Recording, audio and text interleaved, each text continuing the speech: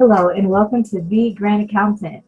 My name is Tina Sumler with Sumler Professional Accounting, where we provide financial grant management. In this video, I wanted to take some time to discuss what cannot be charged to your federal award, which is called unallowable costs. So what are unallowable costs? Now, this is something that a discussion is specific to federal awards, and they are costs that will not be reimbursed or covered by the grant. And typically because they're either unreasonable in price or more importantly, they don't even benefit the award. While these may be costs that would be typical within a business or your operating account that are considered unrestricted, because federal funds are restricted, they would not be considered allowable on a federal award. So let's talk about a few of those items, and then I'll provide you with the reference point to where you can find a full listing of them.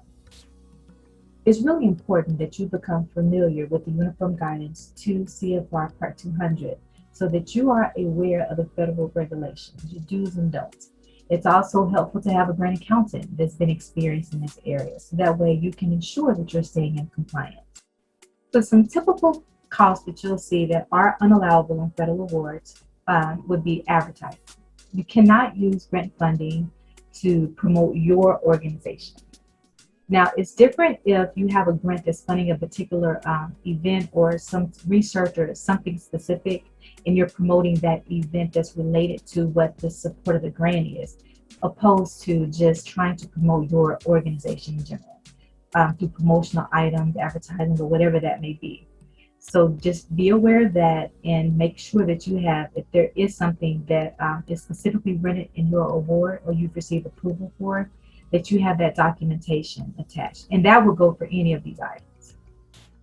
Another one would be alcohol and entertainment. So you cannot use federal funding to purchase alcoholic beverages, whether it's an event or if you're traveling.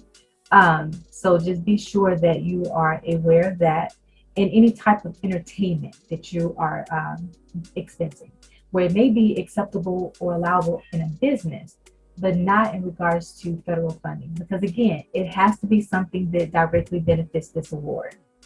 Costs would also be unallowable for lobbying, contributions, donations, bad debt expense, penalties, and fines. One thing that I try to make sure people are cautious of is if you have two grants and one has an overrun where you've overexpended the allotted amount that you were allowed to spend or budgeted, and you move into another grant. That would be considered unallowable because those expenses have to be directly related to an award. So you cannot move costs just because this award has money to spend. And another item would be personal goods and services. So if you have anything that you are purchasing that is for your personal use, that would not be allowable for an award. And that also kind of rolls into travel, which is the last thing I wanted to discuss. So if you are traveling, if you have business days, personal days, those personal days, or if you are bringing your family, that will be personal, things like that would be considered unallowable as well. The other aspect of travel to consider would be hotel and meals. So GSA has a schedule, and I can reference the link below as well, to where you would go and find out what would the lodging be based on the location and the amounts. It will tell you how much you would be approved for or how much the government would expect you to spend. And that is for lodging and meals. And so if you have a policy in place that indicates that you reimburse based on the per diem, make sure that you follow that policy and that you follow the rate. So there's certainly more to cover with the allowable costs than what I have time to do in the video. So be sure to check the resources below, so that way you can get more information and possibly answer any more detailed questions you may have.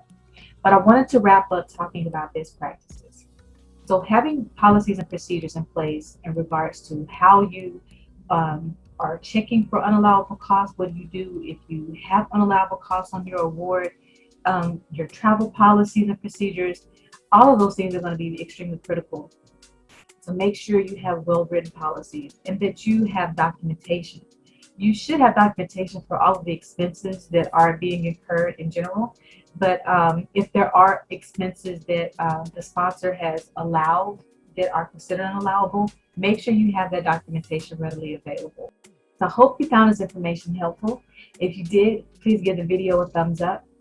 If you have any comments, questions, or even topics you'd like to see discussed, put them in the comments below. And be sure to subscribe so that way you'll stay notified of any videos that come out.